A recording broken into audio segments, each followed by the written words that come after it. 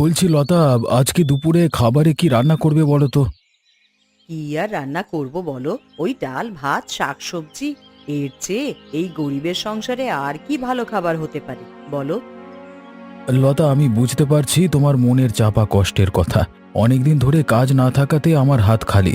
জমানো টাকা প্রায় শেষ হতে চলেছে, তাই মাছ মাংস কিছুই আনতে পারছি না।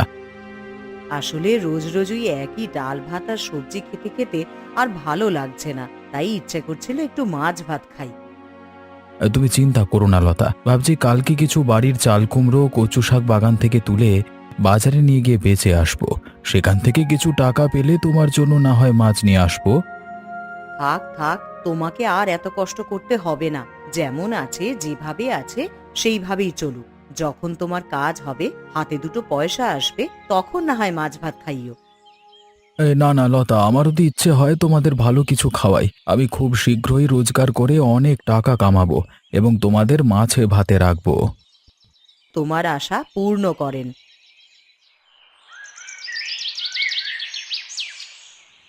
শুনছো? বলছি কি, আমাকে একটা ঢাকাই শাড়ি কিনে দেবে? তুমি ইলিশ মাছ বেচে এত টাকা রোজগার করছো, আর আমার এইটুকুনি ফরমাইশ তুমি রাখবে না? নীলিমা, তুমি আমার রোজগারটাই দেখেছো, কিন্তু এর পেছনে যে হাড় ভাঙা খাটুনি সেটা তোমার চোখে পড়ছে না। হয়েছে হয়েছে, হাড় ভাঙা খাটনি, আরে সে তো সবাই খাটে। কবে থেকে তোমাকে বলছি আমার একটা ঢাকাই শাড়ি কিনে দাও, আর তুমি আজকাল পরশু করতে করতে আমার কথাটাকে এড়িয়ে যাও। নীলিমা, তুমি বুঝতে পারছো না, ব্যবসা বাণিজ্যের অবস্থা ভীষণ খারাপ। স্বল্প টাকায় মাছ কিনে তারপর বাজারে বেচে যা রোজগার হয় তাতে শুধু দুবেলা ভালো মন্দ খেয়েই কাটে। তারপর হাতে আর কিছু থাকে না। তোমার এসব সাজানো গোছানো কথা না আমার আর ভালো লাগে না। তোমাকে কিছু একটা বললেই তুমি একটা না একটা কোনো যুক্তি দিয়ে আমার মুখ বন্ধ করে দাও কেন? খগেনদা তো তোমার মতনই ইলিশ মাছ বেচে অনেক টাকা রোজগার করে, তাহলে তুমি কেন পারো না? খগেনের মানসিকতা অন্যরকম এবং আমার মানসিকতা ভিন্ন রকম।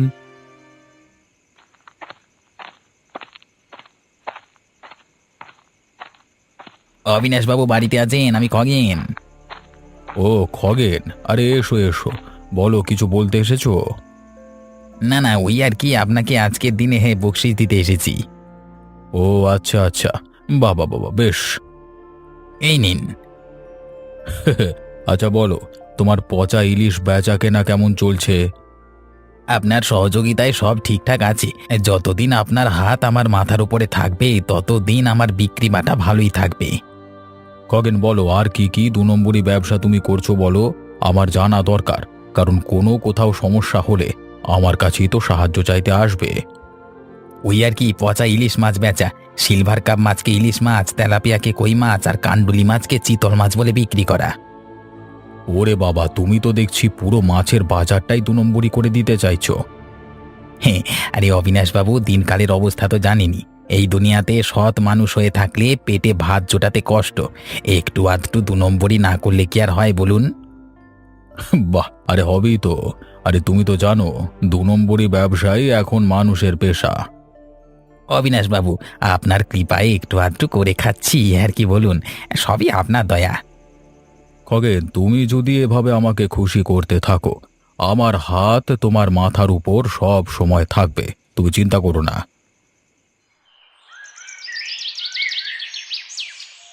বাবা, বেশ মিষ্টি কুমড়ো ধরেছে তো। কচু শাক অনেক হয়েছে, এসব নিয়ে গিয়ে বাজারে বেচতে পারলে বেশ কিছু টাকা পাওয়া যাবে।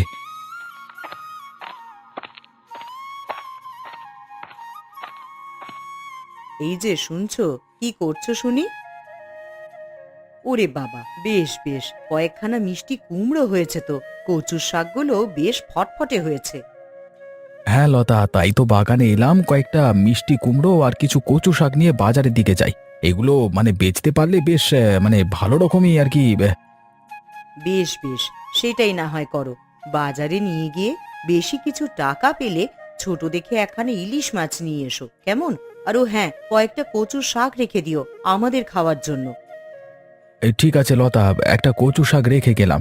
আমি বাজারে যাচ্ছি। তুমি এই মিষ্টি কুমড়ো আর কচু শাকগুলো নিয়ে দেখে রেখো কতদূর কি করা যেতে পারে, দেখো। সেই ভালো, তুমি সকাল সকাল এই কুমড়ো আর কচুর শাক বাজারে নিয়ে গিয়ে বসো, দেখবে সব কটা কুমড়ো আর কচুর শাকই বিক্রি হয়ে যাবে। ইলিশ মাছ নিয়ে যান, ইলিশ মাছ, টাটকা পদ্মার ইলিশ নিয়ে যান, পদ্মার ইলিশ। কি হলো রতন, ইলিশ মাছ কত করে দিচ্ছ? অবিনাশবাবু আসুন আসুন, ইলিশ মাছ নেবেন আসুন। আগে বলো কত করে দেবে? অবিনাশবাবু, আপনার থেকে কি আর দাম চাইবো বলুন? আপনি তো জানেনই বাজারের অবস্থা। তবে একটা কথা বলতে পারি, আমার এখানে টাটকা মাছ পাবেন, খেয়ে খুব স্বাদ। সে তো বুঝলাম, তবে দামটা তো বলো। দামটা না বললে কি করে নেব বলো তো? অবিনাশবাবু, বাজারে 1000 টাকা করে বিক্রি করছি, কিন্তু যেহেতু আপনি আমার দোকানে এসেছেন, আপনাকে আমি 800 টাকা করে দেব। রতন, ওইদিকে খগেন আরও সস্তায় দিচ্ছে, আর তুমি এ মাছ বলছো 800 টাকা করে? দামটা মনে হয় বেশি বলে ফেলছো। অবিনাশবাবু, আমি সত্যি বলছি, খুব একটা দাম আমি বেশি ধরিনি। আমি কেনা দাম থেকে অনেকটা কম দাম করে আপনাকে বলছি। আরে ওদিকে খগেন তো অনেক কম দামে মাছ দিচ্ছে। ওর মাছ আর তোমার মাছের মধ্যে পার্থক্য কোথায় শুনি? অবিনাশবাবু, খগেনের কথা আমি বলতে পারি না, তবে আমি যে মাছ বিক্রি করি সেটা সম্পূর্ণ টাটকা, এবং আপনি লোককে কখনো ঠকাতে দেখবেন না আমাকে। বাবা রতন, তোমার দেখি বেশ বড় বড় কথা। ঠিক আছে, তোমার মাছ তোমার কাছে রাখো, আমি না হয় খগেনের থেকে মাছ কিনে বাড়ি নিয়ে যাব। অবিনাশবাবু, আপনি যেটা ভালো বোঝেন করুন, তবে কিছু মনে করবেন না। আমি আপনাকে সত্যি কথাটাই বললাম। আমি আগেও টাটকা মাছ বিক্রি করেছি, এখনও করছি, আগামী দিনেও করব। আমার মধ্যে কোনো দু নম্বরই নেই, এটুকু আমি বলতে পারি। এই পূজা, পূজা, আয় এদিকে আয়। ওরে খেতে বস, আমি ভাত বেড়েছি তোর জন্য। কিরে, কোথায় গেলি? এই তো মা, এত চিৎকার করছো কেন? কখন থেকে ডাকছি তোকে, বললাম না তোর জন্য ভাত বেড়েছি। ভাত বেড়েছো? দাও দেখি তো কি রান্না করেছো, একবার খেয়ে দেখি। ওহ, ওই সে একই শাক ডাল ভাজা, আর ভালো লাগে না। কখনো কি একটু মাছ মাংস মুখে তুলতে পারবো? বাবা, রাজকুমারীর কথা শোনো। শাক ডাল ভাজা দিয়ে মনে হয় ভাত খাওয়া যায় না? নিশ্চয়ই যায় মা, তবে রোজ রোজ খাওয়া যায় না। মাঝে মধ্যে একটু মাছ মাংস তো রাখতে পারো। মাছ মাংস খেতে হলে যে অনেক টাকার দরকার। তোর বাবার তো কাজকর্ম নেই, জমানো টাকা ভেঙে খাচ্ছে। যা খেতে পাচ্ছিস সেটাই পরম তৃপ্তিতে খেয়ে নে। মা, আমার আর ভালো লাগে না, রোজ রোজ এই একই খাওয়া আর একই কথা। কোনোদিনও কি মুখে একটু মাছ ভাত জুটবে না? জুটবে রে জুটবে। শোন, তোর বাবা আজ বাগান থেকে কিছু মিষ্টি কুমড়ো আর কচু শাক নিয়ে বাজারে গেছেন। যদি ওই মিষ্টি কুমড়ো আর কচু শাক বিক্রি করতে পারে, তাহলে কিছুটা পয়সা আসবে, আর সেই টাকা দিয়ে বাড়ি ফেরার সময় মাছ কিনে নিয়ে আসবে। সত্যি বলছো মা? বাবা বাড়ি ফেরার সময় মাছ কিনে আনবে? বাহ, তাহলে রাত্রি জমিয়ে মাছ ভাত খাওয়া যাবে। এখন আগে এই দিয়ে তো খেয়ে নে, রাতের কথা রাতে। মা, বলছিলাম কি, অনেকদিন হলে ইলিশ মাছ খাইনি। বাবাকে বলো না গো একদিন ইলিশ মাছ খাওয়াতে। বেশ বেশ, তুই এখন চুপচাপ খেয়ে নে তো। এখন তোর বাবা আসবে, তখন না হয় তাকে বলা যাবে।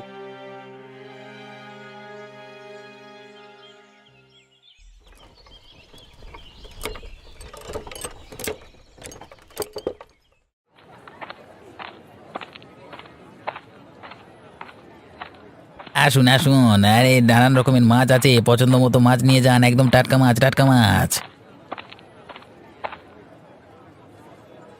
দাদা, ওটা কি মাছ? ওটা হচ্ছে কই মাছ। দেখে তো কই মাছের মতো লাগছে না। আরে দাদা, আপনি মাছ চিনতে ভুল করছেন। আরে এটা হচ্ছে বিদেশি কই মাছ, খুব স্বাদ। একবার খেয়ে দেখুন, তারপর সে বলবেন আমাকে। আর ওটা কি মাছ? ওটা হচ্ছে ইলিশ মাছ। না, আমার তো মনে সন্দেহ হচ্ছে, ইলিশ মাছ দেখতে তো এমন হয় না। আমি আপনাকে বললাম না, আমার এখানে সব বিদেশি মাছ পাবেন। আরে বিদেশি কই, বিদেশি ইলিশ, তাই দেখতে একটু ভিন্ন রকম। নিয়ে যান, দেখুন, খুব ভালো লাগবে খেয়ে। আচ্ছা ঠিক আছে, আমাকে তাহলে কিছু অল্প কই মাছ আর একটি ছোট ইলিশ মাছ দিয়ে দিন। এক্ষুনি দিয়ে দিচ্ছি। আপনাকে তাহলে কত টাকা দিতে হবে? দেখুন, আমার এখানে মাছ সস্তায় পাওয়া যায়, ঠিক আছে? আমি অন্য লোকেদের মতো নয়, ঠিক আছে? তা বেশি টাকা চাই না আমি। তা আপনি কই মাছ যদি 100 টাকা দিন, আর ইলিশ মাছের জন্য 600 টাকা, মানে সব মিলিয়ে 700 টাকা আমাকে দিন। মাছের দাম তো দেখছি অনেকটাই কম। কি ব্যাপার, মানে বিদেশি মাছ, তাও আবার, তাহলে একবার খেয়েই দেখতে হয়, তাই না? ও দাদা, মনে মনে কি কথা বলছেন গো? না না, তেমন কিছু না। আমি আমি ভাবছিলাম এই ইলিশ মাছটা সর্ষে দিয়ে খাবো নাকি বেগুনে ঝোল করে। ও আপনি আপনার গিন্নিকে বলবেন, উনি যা ভালো বুঝবে সেটাই রান্না করো। বেশ বেশ, তাহলে আসি কেমন? আবার আসবেন। এই কেমন বুদ্ধি বানালাম, হ্যাঁ? এই লোকটাকে তেলাপিয়াকে কই মাছ আর সিলভার কাপ মাছকে ইলিশ মাছ বলে বেচে দিলাম। টিকি টিকি টিকি টিকি।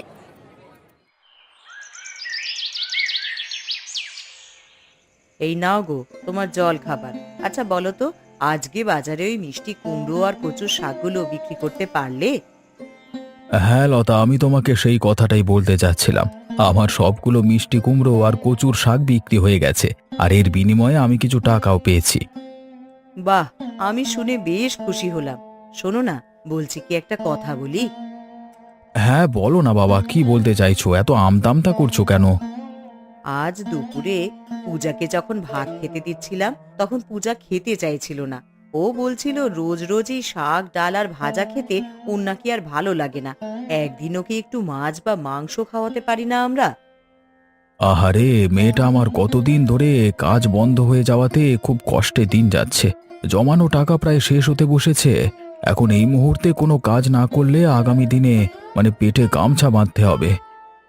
ওকে আমি বুঝিয়ে বলেছি যে তুমি বাগান থেকে মিষ্টি কুমড়ো আর কচুর শাক নিয়ে বাজারে গেছো।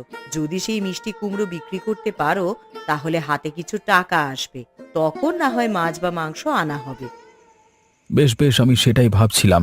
কালকে সকালেই আমি বাজারে গিয়ে একটা ইলিশ মাছ নিয়ে আসবো। আর হ্যাঁ, ওই যে কচু শাক কটা রেখে গেছিলাম, সেটা যত্নে রেখেছো তো নাকি? হ্যাঁ গো, সেগুলো সব তুলে রেখেছি। যদি তুমি ইলিশ মাছ আনো তাহলে মাথাটা দিয়ে না হয় কচুর শাক রেঁধে খাওয়াবো।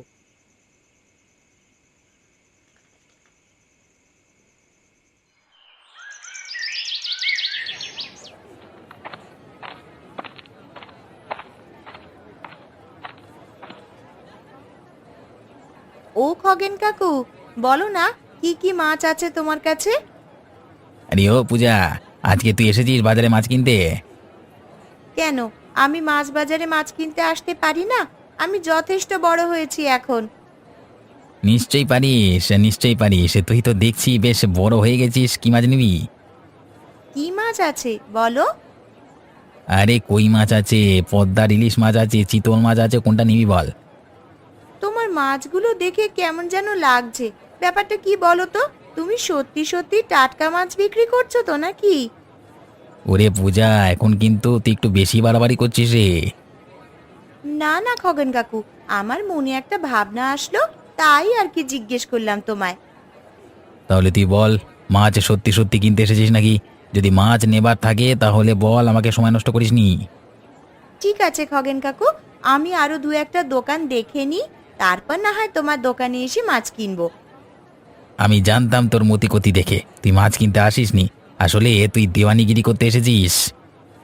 খগেন কাকু, তুমি তো দেখি রাগ করছো। বাজারে এসেছি, একটু যাচাই করে তবেই না কিনবো, বলো। পূজা, অতিবার ভালো না বলে দিচ্ছি। তোর মনে কি আর মাথায় কি চলছে সেটা আমি বুঝতে পেরেছি। সাবধান, নইলে কিন্তু ভবিষ্যতে বিপদে পড়বার সম্ভাবনা আছে, তোর বলে দিলাম। ঠিক আছে খগেন কাকু, আমিও দেখব বিপদে কে পড়ে। আমি তোমার মতন লোককে ঠকাই না, সুতরাং আমার বিপদে পড়ার কোনো প্রশ্নই ওঠে না।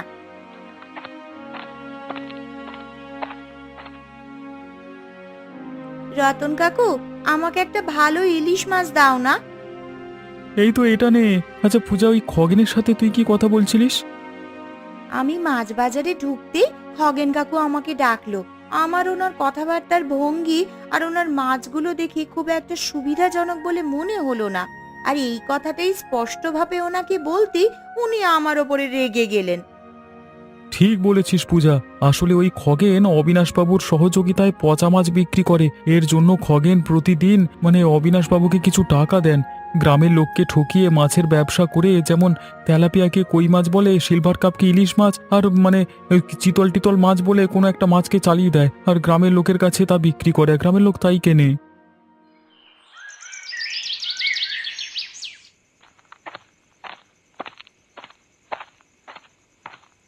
অবিনাশবাবু বাড়িতে আছেন? আরে খগেন, ভেতরে এসো, বলো কি বলবে। ওই আর কি, আজকে দিনের বকশিসটা দিতে এলাম। আর সাথে একটা গুরুত্বপূর্ণ কথা বলতে এলাম। বেশ, সেটা কি গুরুত্বপূর্ণ কথা বলো? আজকে ওই গোপালদার মেয়ে পূজা এসেছিল আমার কাছে মাছ কিনতে। পূজার কথাবার্তা দেখে আমার ঠিক সুবিধার মনে হলো না। কেন, পূজা আবার কি করেছে? পূজা আমার মাছগুলো দেখে বলে কি ওর মনে নাকি সন্দেহ হচ্ছে। পূজার মনে মাছগুলো নিয়ে সন্দেহ হচ্ছে? কি সন্দেহ? ও নাকি মনে সংশয় হচ্ছে যে মানে আমি মাছগুলো লোককে ঠকিয়ে বিক্রি করি। এই সর্বনাশ, মেয়েটা তো দেখছি খুব চালাক। এই শোনো খগেন, ওই মেয়েকে কিন্তু চোখে চোখে রেখো। আপনি ঠিকই বলেছেন অবিনাশবাবু, ওই মেয়েকে আমার চোখে চোখে রাখতে হবে, নইলে যে আমার পথের কাঁটা হয়ে দাঁড়াবে। ও নীলিমা, বাড়িতে আছো?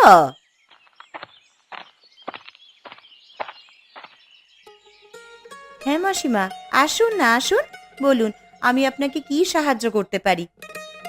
বলছিলাম কি যে অনেক দিন ধরে ইচ্ছে করছে একটু ইলিশ মাছ দিয়ে দুটো ভাত খাই, তাই তোমার কাছে এলাম। যদি খগেনকে তুমি একটু বলতে যে আমাকে একটু কম দাম ধরে যদি একটা ইলিশ মাছ দিত। ও, এই কথা?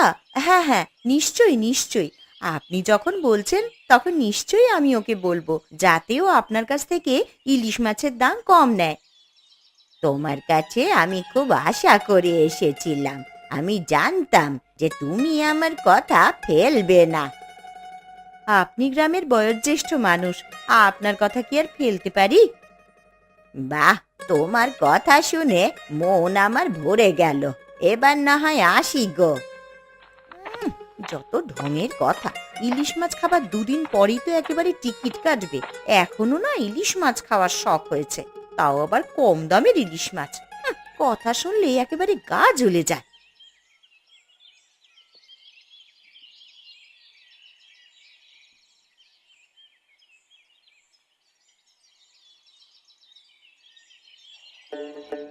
মা, দারুন! ইলিশ মাছের মাথা দিয়ে কচুর শাকটা না দারুন হয়েছে, এক কথায় একেবারে ফাটাফাটি। বাহ লতা, চমৎকার হয়েছে ইলিশ মাছটা, খুব ভালো রান্না করেছো। আসলে আজকে তুই যে মাছটা কিনে এনেছিলি বাজার থেকে, সেই মাছটা বেশ টাটকা আর ভালো ছিল, তাই তো রান্নাগুলোও ভালো হয়েছে। বাবা, বলছিলাম কি জানো, আজ তুমি বলাতে যখন আমি মাছ বাজারে গিয়েছিলাম তখন আমাকে খগেন কাকু ওনার দোকানে আসার জন্য ডাকলো। আমাকে ওনার দোকান থেকে মাছ কিনতে বলল, কিন্তু ওনার দোকানের মাছগুলো দেখে আমার মনে সন্দেহ হলো। উনি 2 নম্বরি করে লোককে ঠকিয়ে পচা মাছ বিক্রি করছেন। সর্বনাশ পূজা, এ কি সর্বনাশের কথা বলছিস রে তুই? পূজা, তোর এমন কেন মনে হলো? তাহলে তুই মাছটা কোত্থেকে এনেছিস? হ্যাঁ বাবা, আমি খগেন কাকুর কথাবার্তা শুনে বিশেষ সুবিধার লোক বলে ওনাকে মনে করিনি। উনি তেলাপিয়াকে কই মাছ আর কান্দুলি মাছকে চিতল মাছ বলে লোককে ঢেকে ঢুকে বিক্রি করছেন। এইভাবে গ্রামের লোককে ঠকিয়ে মাছ বিক্রি করাটা তো ভীষণ অন্যায়ের কাজ, এর একটা বিচার হওয়ার দরকার তো। মা, আমি এই খগেন কাকুর 2 নম্বরি ধান্দার কথা সবার সামনে ফাঁস করে দেব, দেখো।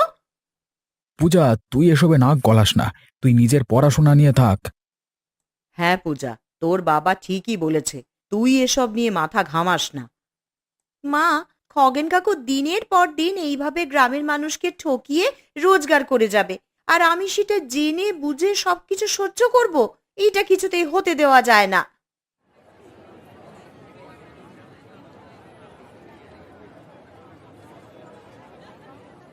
খগেন, তোমাকে নীলিমা কিছু বলেছিল? আরে মাসিমা, আসুন আসুন, আপনাকে সব বলছি। আপনি কি চান বলুন। আমি একটা ভালো টাটকা ইলিশ মাছ রেখেছি আপনার জন্য। বেশ বেশ, কতকাল পর আমি এই ইলিশ মাছ দিয়ে দুটো ভাত খাবো। আরে ভালো করে কেটে রান্না করুন, তারপর খেয়ে আমাকে জানাবেন। আচ্ছা খগেন, মাছটা কেমন যেন একটা গন্ধ গন্ধ করছে। মাসিমা, আপনি কি বলছেন? ইলিশ মাছের তো গন্ধ হবেই। যেহেতু এটা বিদেশি, তাই গন্ধটা একটু অন্যরকম, আপনি চিন্তা করবেন না। ঠিক আছে ঠিক আছে, আমি খাবো খন। আমি তোমাকে অসংখ্য ধন্যবাদ দিই আমাকে কম দামে এই ইলিশ মাছ দেওয়ার জন্য। লতা, বাড়িতে আছো? ও মাসিমা, আসুন আসুন। লতা, আমি একটা মনের দুঃখ নিয়ে এসেছি তোমাদেরকে বলার জন্য। কি দুঃখ মাসিমা, বলুন, আমাকে বলুন। আজ সকালে আমি মাছ বাজারে গিয়ে খগেনের দোকান থেকে একটা ইলিশ মাছ এনেছিলাম, কিন্তু খগেন আমাকে ঠকিয়ে একটা পচা ইলিশ মাছ দিয়েছে জানো। দিদা, আমি জানি ওই খগেন কাকু সব সময় লোককে পচা মাছ বিক্রি করে ঠকিয়ে রোজগার করে। খগেনের কি অলক্ষণে কাণ্ড কারখানা, কি করে এইভাবে মানুষকেও ঠকাতে পারে, একবারও কি ওর মনে বাঁধে না? আমি গরিব মানুষ, অনেক দিন ধরে ইলিশ মাছ খাওয়ার মন করছিল, তাই কাল নীলিমাকে গিয়ে বললাম যেন খগেনকে ও বলে আমার থেকে ইলিশ মাছের দাম একটু কম করে নিতে। এরপর কি হলো দিদা, আমাকে বলো। আজ সকালে আমি খগেনের দোকানে গিয়েছিলাম, তা খগেন আমাকে একটা ইলিশ মাছ দিল। খুশি মনে আমি মাছটা বাড়িতে এনে যত্ন করে রাঁধলাম, কিন্তু যেই না ভাত খেতে বসে মাছ মুখে দিলাম, সাথে সাথে আমার বমি পেয়ে গেল, কারণ মাছটা ছিল পচা। আমি তখনই বুঝতে পারলাম যে খগেন আমাকে ঠকিয়েছে। সত্যি অবিশ্বাস্য, কি করে খগেন এতটা নিচু হয়ে যেতে পারে। সেদিন পূজাও বাজারে গিয়েছিল মাছ কিনতে, তখন খগেন নাকি পূজাকে ওর দোকানে ডাকে, কিন্তু পূজার খগেনের ভাবভঙ্গি আর মাছের রকমারি দেখে কেমন যেন মনে একটা সংশয় হয়, তাইও খগেনের কাছ থেকে আর মাছ না নিয়ে রতনের কাছ থেকে একটা মাছ নিয়ে আসে। সত্যি বলতে কি, রতনদার থেকে কেনা মাছটা খুব সুস্বাদু ছিল। দিদা, তুমি চিন্তা করো না, আমি এর একটা ব্যবস্থা করেই ছাড়বো। খগেন কাকু লোককে ঠকায় তেলাপিয়া মাছকে কই মাছ, সিলভার কার্পকে ইলিশ মাছ আর কান্দলি মাছকে চিতল মাছ বলে লোক ঠকিয়ে ব্যবসা করে যাচ্ছে ও। আর ওকে সায় দিচ্ছে অবিনাশ বাবু, কারণ প্রতি মাসে অবিনাশ বাবুকে খগেন কাকু টাকা দেয় এই 2 নম্বরই কাজ করার জন্য। পূজা, তাহলে কালই তোর বাবা সহ অবিনাশ বাবুর বাড়িতে গিয়ে ওনাকে সব কথা বলবো। বাবু বাড়িতে আছেন?